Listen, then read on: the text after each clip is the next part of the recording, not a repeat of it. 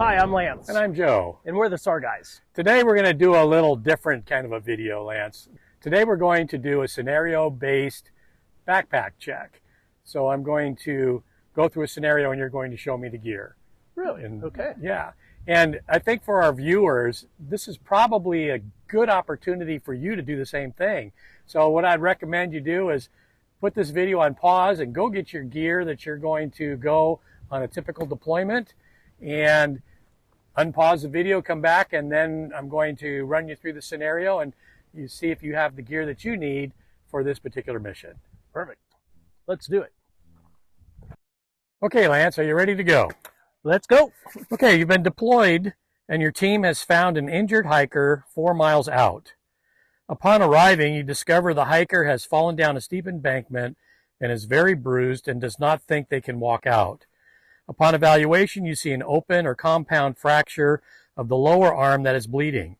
The hiker is severely dehydrated, but there are no other significant injuries. Okay, number one, show me what you have in your backpack to deal with the arm injury. Now just show me, don't open the inner packaging. All right.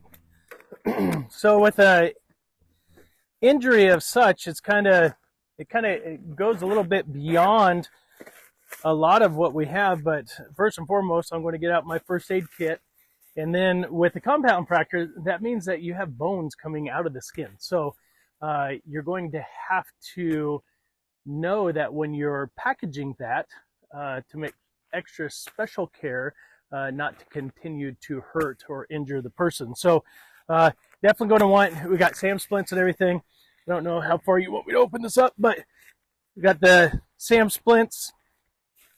I always have ACE bandage with my SAM splints because tape and stuff doesn't always work. And so it's got the Velcro and everything on there.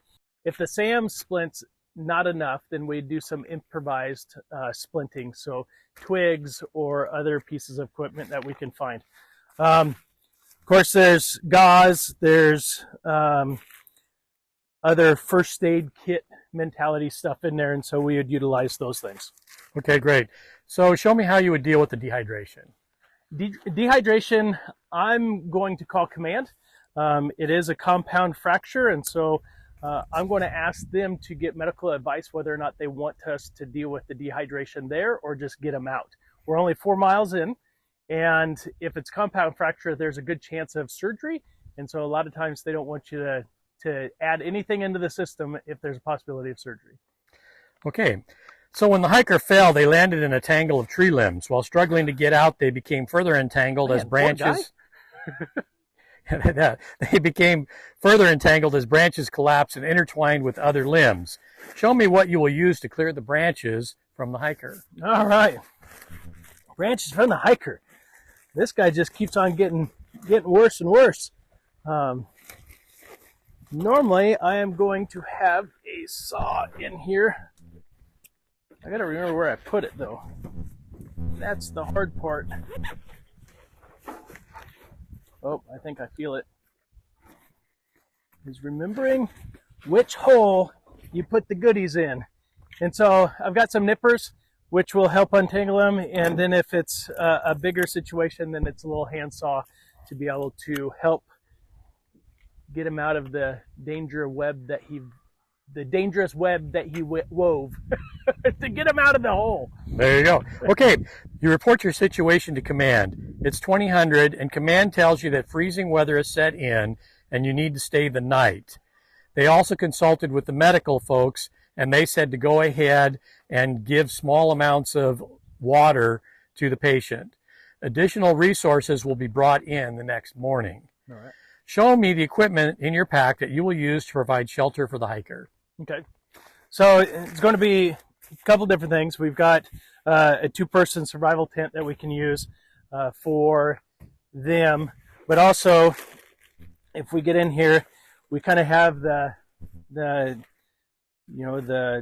down and dirty emergency pack. And so I think I would pull that out at that point, and then you have your fire, you've got more emergency blankets, and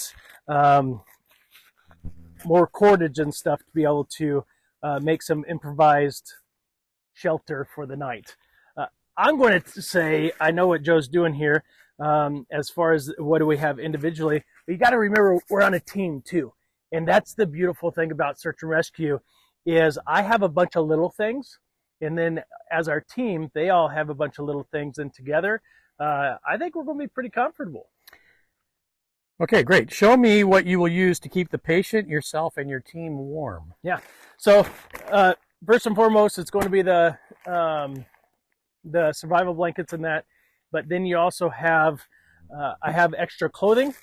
I've got an extra knit hat and some gloves that I can be able to wrap up the patient with. And also, if we have a fire, I think it's needful to be able to have a fire. And so to get that packaged and ready to go. Also have in my pack, I have an ability to be able to warm up some water. And I got some coffee if needed and give you a little bit of boost, but to get some warm liquids in and allow that person to get warmed up.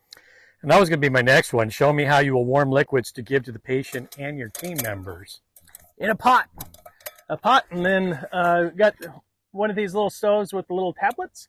And so we should have a fire going by then, and so we'd be able to just put the pot in the fire. What'd I do? Nothing. Done. That was it? That was it.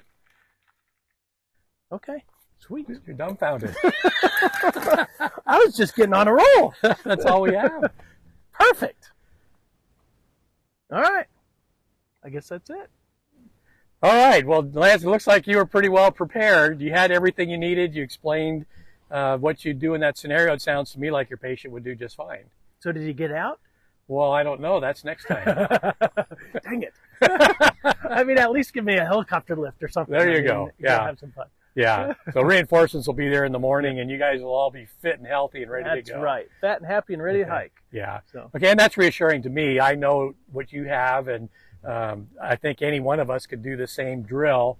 Yeah. And it's a very quick, easy way to check. Use the same scenario, make up a scenario, and do the same thing. That's the easy thing to do. Absolutely. Absolutely. And it makes you think. That's the thing is we don't always have to set up survival situations, but it makes you think, can I? You know, and if I'm going to, what am I going to use and what am I going to do? So that was fun. Cool. Okay, well, we hope you found that useful. Leave comments and let us know what you think. If you like this one, you have another scenario you want to suggest to us, or you think we missed something, tell us about it in the comments below. And we respond, Lance responds to all of the comments pretty quick usually. So thanks for watching, and we'll see you down on the trail.